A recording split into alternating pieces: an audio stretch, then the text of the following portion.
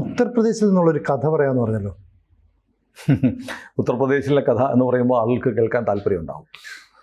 കഥ ഞാൻ പറയാം. അതിനു മുമ്പ് എനിക്ക് എൻ്റെ പ്രിയപ്പെട്ട പ്രേക്ഷകരോട് പറയാനുള്ളത്, ഈ വീഡിയോ നിങ്ങൾ പൂർണ്ണമായും കാണണം. കാരണം നമ്മുടെ രാജ്യത്തെ സംബന്ധിച്ച് വളരെ പ്രധാനപ്പെട്ട ഒരു ചരിത്ര മുഹൂർത്തത്തെക്കുറിച്ച് നമ്മൾ പറയാൻ പോവുകയാണ്. ഒരുപാട് വർഷങ്ങൾക്ക് മുമ്പുള്ളൊരു കഥയാണ്. ആ കഥ നമ്മുടെ സമീപകാല ഭാരതത്തിൻ്റെ അഭിമാനകരമായ ഒരു നേട്ടവുമായി കണക്ട് ചെയ്യാവുന്നതാണ്. ഒരു ഡിസംബർ മാസത്തിലെ ഒരു തണുപ്പുള്ള പ്രഭാതം, കഥാപ്രസംഗം തുടങ്ങുന്ന പോലെ തുടങ്ങും. ഡിസംബർ മാസത്തിലെ ഒരു തണുത്ത പ്രഭാതം, ലക്നൗവിലെ ഒരു ഗ്രാമം, ലക്നൗ നഗരത്തിനടുത്തുള്ളൊരു ഗ്രാമം, ഒരു സാധാരണ വീട്, സാധാരണ അല്ല, ഇടത്തരം വീട്. ഇടത്തരം വീടെന്ന് പറഞ്ഞാൽ ആ വീട്ടിലെ ഗൃഹനാഥൻ ഉത്തർപ്രദേശ് സർക്കാരിലെ ഒരു ജോയിൻറ്റ് സെക്രട്ടറിയാണ്. അപ്പോൾ ഇടത്തരം മധ്യവർഗം എന്ന് പറയാവുന്ന ഒരു ബ്യൂറോക്രാറ്റിൻ്റെ വീടാണ്. അവിടെ അദ്ദേഹത്തിൻ്റെ മകൾ സൂചി ശുക്ലയുടെ വിവാഹം നടക്കുകയാണ്. അപ്പോൾ വിവാഹം നടക്കുമ്പോൾ ആ വീട്ടിലെ എല്ലാവരും ഉണ്ടാവണമല്ലോ. അതെ. അപ്പോൾ വിവാഹത്തിൻ്റെ ചടങ്ങുകൾ ആരംഭിക്കുന്നതിന് മുമ്പ് നോക്കുമ്പോൾ ആ വീട്ടിലെ ഇളയ മകനെ കാണാനില്ല. എവിടെ പോയെന്നറിയില്ല. അവനെ അന്വേഷിച്ചു നടന്നു, കണ്ടില്ല. അവസാനം മുഹൂർത്തം തെറ്റാതിരിക്കാൻ കല്യാണം നടന്നു.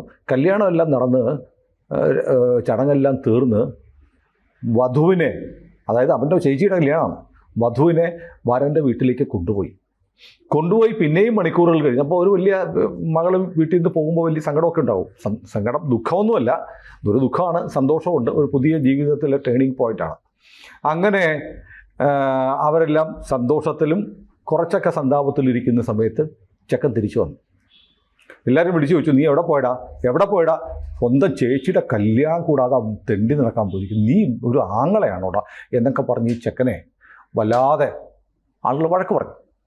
അപ്പോൾ അവനൊന്നും മിണ്ടിയില്ല, അവൻ കരഞ്ഞുമില്ല, ഒന്നുമില്ല. അവനവിടെ ഒരു നിർവികാരനെ പോലെ അവിടെ ഇരുന്നു. ചെറിയ പയ്യനാണ്. അതെല്ലാം കഴിഞ്ഞു. കുറച്ച് ദിവസം കഴിഞ്ഞു. അവനൊരു ദിവസം അവൻ്റെ അച്ഛൻ, ഈ ഉത്തർപ്രദേശ് സർക്കാരിലെ ജോയിൻറ്റ് സെക്രട്ടറി ആയിട്ട് ശംഭു ദയാൽ ശുക്ലയുടെ അടുത്ത് എന്നിട്ട് പറഞ്ഞു, അച്ഛാ, എനിക്കൊരു കടലാസ് കിട്ടിയിട്ടുണ്ട്, അച്ഛനൊന്ന് വായിച്ചു നോക്കുമെന്ന് പറഞ്ഞു. കടലാസ് വായിച്ചപ്പോൾ ആ കടലാസിൽ എഴുതിയിരിക്കുന്നു, ഈ പയ്യന് നാഷണൽ ഡിഫൻസ് അക്കാഡമിയിൽ പ്രവേശനം കിട്ടിയിരിക്കുന്നു. ഇന്ത്യയിലെ ഏറ്റവും എലീറ്റായിട്ടുള്ള ഒരു വിദ്യാലയം എന്ന് പറഞ്ഞാൽ, വിദ്യാഭ്യാസ സ്ഥാപനം എന്ന് പറഞ്ഞാൽ നാഷണൽ ഡിഫൻസ് അക്കാഡമിയാണ്. നാഷണൽ ഡിഫൻസ് അക്കാഡമിയിൽ അങ്ങനെ അവന് അഡ്മിഷൻ കിട്ടി. നീ എപ്പോൾ പോയി ഈ പരീക്ഷ എഴുതുക എന്ന് ചോദിച്ചു. പറഞ്ഞു, അത് ചേച്ചിയുടെ കല്യാണത്തിൻ്റെ അന്ന് പരീക്ഷയായിരുന്നു, നിങ്ങളാരും വിടത്തില്ല, അതുകൊണ്ട് ഞാൻ ആരോടും പറയാതെ പരീക്ഷ എഴുതാൻ പോയി, എന്നിട്ട് അതിൻ്റെ റിസൾട്ട് വരുമ്പോൾ അച്ഛനെ കാണിക്കാം എന്ന് കരുതിയതാണ് എന്ന് പറഞ്ഞു. അപ്പോൾ ഉത്തർപ്രദേശ് സർക്കാരിൽ ജോയിൻറ്റ് സെക്രട്ടറി കൂടിയായ ഈ ശംഭു ദയാൽ ശുക്ലയ്ക്ക് സന്തോഷം തോന്നി. അങ്ങനെയൊന്നും ആർക്കും ക്ലിയർ ചെയ്യാൻ പറ്റുന്ന പരീക്ഷയല്ല NDA പരീക്ഷ, നാഷണൽ ഡിഫൻസ് അക്കാഡമിയിലേക്കുള്ള പരീക്ഷ. അദ്ദേഹത്തിന് മകനെക്കുറിച്ച് അഭിമാനം തോന്നി, മകനെ അനുഗ്രഹിച്ചു. നിനക്ക് അങ്ങനെ ഒരു മോഹം ഉണ്ടായിരുന്നല്ലോ അല്ലേ? അതെ അച്ഛൻ, ഞാൻ കുറച്ച് മാസങ്ങൾക്ക് മുമ്പ് ഒരു എയർഫോഴ്സിൻ്റെ വ്യോമാഭ്യാസം കണ്ടു, എയർഫോഴ്സ് ഡേക്ക്. അത് കണ്ടപ്പോൾ മുതൽ എൻ്റെ മനസ്സിൽ ഒരു എയർഫോഴ്സ് പൈലറ്റ് ആവണമെന്ന ആഗ്രഹമുണ്ടായി. അങ്ങനെ ഞാൻ അന്ന് മുതൽ തീരുമാനിച്ചു. അങ്ങനെ ഞാൻ പലരോടും ചോദിച്ചു, എന്താ വഴി? അപ്പോൾ എൻ്റെ ഒരു സുഹൃത്ത്, മൂത്ത പ്രായത്തിൽ എന്നെക്കാളും മൂത്ത ഒരു സുഹൃത്ത് പറഞ്ഞത്, അതിന് ഏറ്റവും നല്ല പണി എന്ന് പറയുന്നത് NDA ചേരുകയാണ്, നാഷണൽ ഡിഫൻസ് അക്കാഡമി ചേരുകയാണ്. അത് ചേർന്നാൽ നിനക്ക് ഇഷ്ടമുള്ള മേഖലയിലേക്ക്, എയർഫോഴ്സിലേക്കോ നേവിയിലേക്കോ സൈന്യത്തിലോ ഒക്കെയുള്ള പ്രധാനപ്പെട്ട തസ്തികകളിലേക്ക് പോവാം, നിനക്കാണ് ഓപ്റ്റ് ചെയ്യാൻ പറ്റുന്നത്. അങ്ങനെ അയാൾ എനിക്ക് ആപ്ലിക്കേഷൻ കൊണ്ട് തന്നു. അയാളുടെ സഹായത്തോടെ ആപ്ലിക്കേഷൻ പൂരിപ്പിച്ച് ഞാൻ അയച്ചു. എന്നെ പരീക്ഷയ്ക്ക് വിളിച്ചു. ഞാൻ ചേച്ചിയുടെ വിവാഹം സ്കിപ്പ് ചെയ്ത് ഞാൻ പോയി. അങ്ങനെ ആ ചെറുപ്പക്കാരൻ ഇന്ത്യൻ എയർഫോഴ്സിൽ 2006 ഫൈറ്റർ സ്ട്രീമിൽ ജോയിൻ ചെയ്തു. യുദ്ധവിമാനങ്ങൾ പറപ്പിക്കുന്ന തരത്തിൽ ജോയിൻ ചെയ്തു. ഇപ്പോൾ ആ ചെറുപ്പക്കാരന് 39 വയസ്സുണ്ട്. ഇതിനിടയ്ക്ക് 2000 മണിക്കൂറുകൾ അദ്ദേഹം യുദ്ധവിമാനം പറപ്പിച്ചു. Sukhoi Su-30 MKI, MiG-21, MiG-29, Jaguar, Hawk തുടങ്ങി ഇന്ത്യൻ വ്യോമസേനയുടെ കയ്യിലുള്ള ഏതാണ്ട് എല്ലാ വിമാനങ്ങളും പറപ്പിച്ച് ഗ്രൂപ്പ് കമാൻഡർ പദവിയിലാണ് ഇന്ന് ആ ചെറുപ്പക്കാരനിരിക്കുന്നത്. ആ ചെറുപ്പക്കാരൻ രാജ്യത്തിൻ്റെ അഭിമാനമായി മാറുന്നു.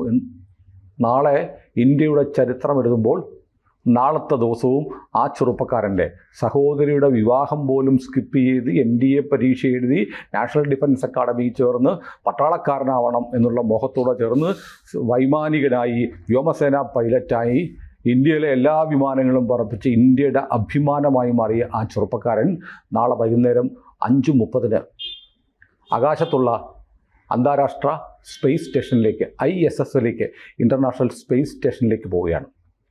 1984 സോയൂസ് റോക്കറ്റിൽ കയറിയിട്ട് നമ്മുടെ രാകേഷ് ശർമ്മ എന്ന് പറയുന്ന നമ്മുടെ ഒരു ക്യാപ്റ്റൻ ഇതുപോലെ പോയിരുന്നു.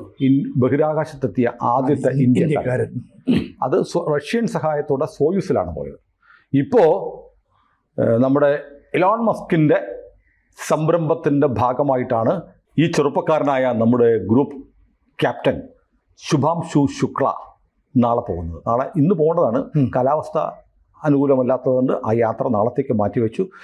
ഫ്ലോറിഡയിലുള്ള കെന്നഡി സ്പേസ് സെൻറ്ററിലെ ലോഞ്ച് കോംപ്ലക്സ് 39A നിന്ന് നാളെ വൈകുന്നേരം 5:30 മറ്റ് 4 പേർക്കൊപ്പം സ്പേസ് എക്സ് ആൻഡ് ഫാൽക്കൺ റോക്കറ്റിലെ ബ്ലോക്ക് 5 റോക്കറ്റിൽ ആണ് യാത്ര.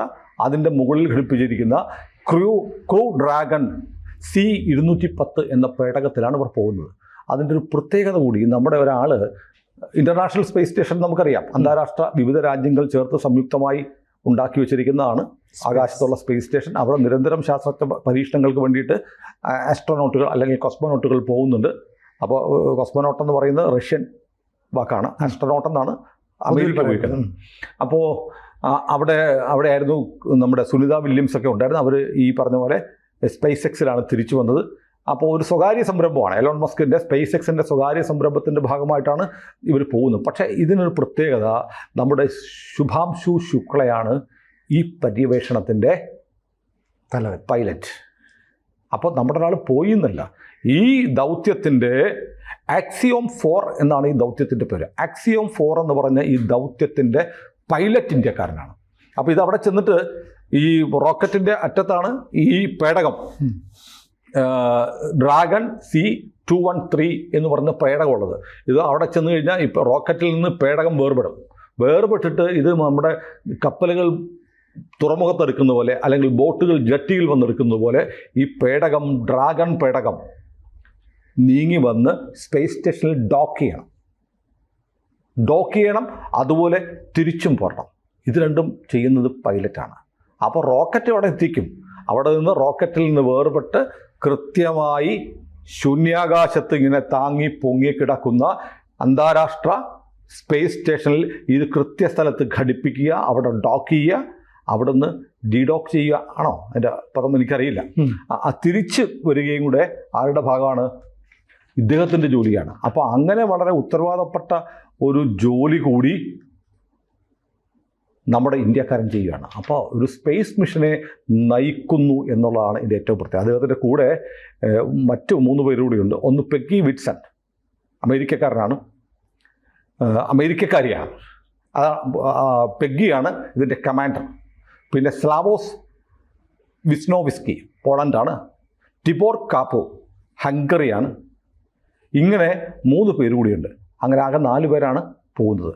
അപ്പോൾ ഇന്ന് ഈ പേടകം ഇപ്പോൾ ഹംഗറിയും പോളണ്ടും ഒരുപാട് വർഷത്തിന് ശേഷം വീണ്ടും അവരുടെ സ്പേസ് സ്റ്റേഷനിലേക്ക് എത്തുകയാണ്. സ്പേസ് സ്റ്റേഷനിൽ മുമ്പ് അവർ പോയിട്ടുണ്ട്.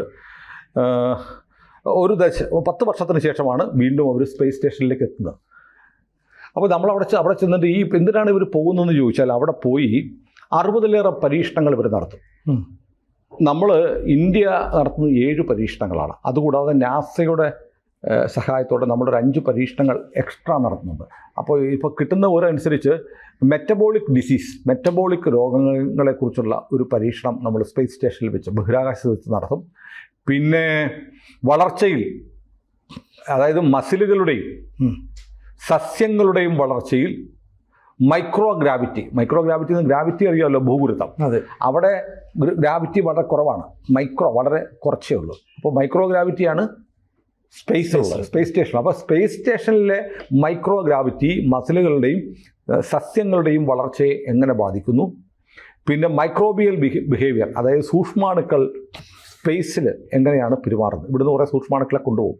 അവ സ്പേസിലെത്തിയാൽ അവയുടെ സ്വഭാവത്തിൽ എന്തൊക്കെ മാറ്റമുണ്ടാകും തുടങ്ങിയ പരീക്ഷണങ്ങളാണ് ശുഭാംശു ശുക്ല നമ്മുടെ ശാസ്ത്രജ്ഞർ ഏൽപ്പിച്ച പ്രകാരം അവിടെ നടത്തുക എന്നാണ് പറയുന്നത്.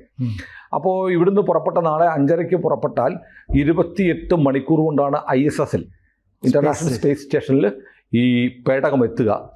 അവിടെ നിന്ന് 14 ദിവസങ്ങൾ കഴിഞ്ഞ് തിരിച്ചു വരും. 14 ദിവസങ്ങൾ തിരിച്ചു വരുമ്പോൾ അവിടുന്ന് വരാൻ റോക്കറ്റൊന്നുമില്ല. തിരിച്ച് അങ്ങോട്ട് പോകുന്ന റോക്കറ്റിൽ മൗണ്ട് ചെയ്തിട്ടുള്ള പേടകമാണ് പോകുന്നതെങ്കിൽ ആ തിരിച്ചിങ്ങോട്ട് വരുന്നത് പേടകം മാത്രമാണ്. അതായത് ക്രൂ ഡ്രാഗൺ C-213 എന്ന പേടകം തന്നെയാണ് വരുന്നത്. അത് പൈലറ്റ് ചെയ്യുന്നതും നമ്മുടെ ശുഭാംശു ശുക്ലയാണ്. അത് കാലിഫോർണിയ തീരത്ത് വന്ന് കടലിൽ പതിക്കും. അവിടെ നിന്ന് അതിനെ റിക്കവർ ചെയ്തെടുക്കുകയാണ് ചെയ്യുന്നത്. അപ്പോൾ ഇതിനു വേണ്ടിയിട്ട് ഒരുപാട് പരിശീലനങ്ങൾ നടത്തിയിട്ടുണ്ട്. ആക്സിയോമിൽ പരിശീലനം നടത്തിയിട്ടുണ്ട്. മാസങ്ങളെടുത്ത പരിശീലനമാണ്. നാസയിൽ ESA ജപ്പാനിൽ പരിശീലനം നടത്തിയിട്ടുണ്ട്. സ്പേസ് എക്സിലുണ്ട്. ISRO പരിശീലനം കൊടുത്തിട്ടുണ്ട്.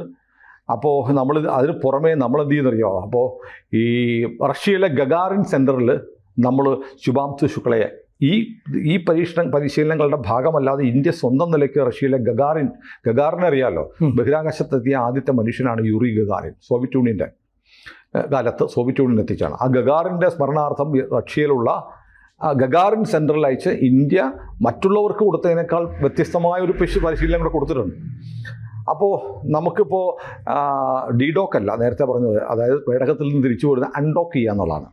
അപ്പോൾ ഡോക്കിങ്ങും അൺഡോക്കിങ്ങും നടത്തി ഈ പേടകത്തെ അങ്ങോട്ടും ഇങ്ങോട്ടും പൈലറ്റ് ചെയ്യുന്ന ആൾ കൂടിയാണ് നമ്മുടെ ശുഭാംശു ശുക്ല.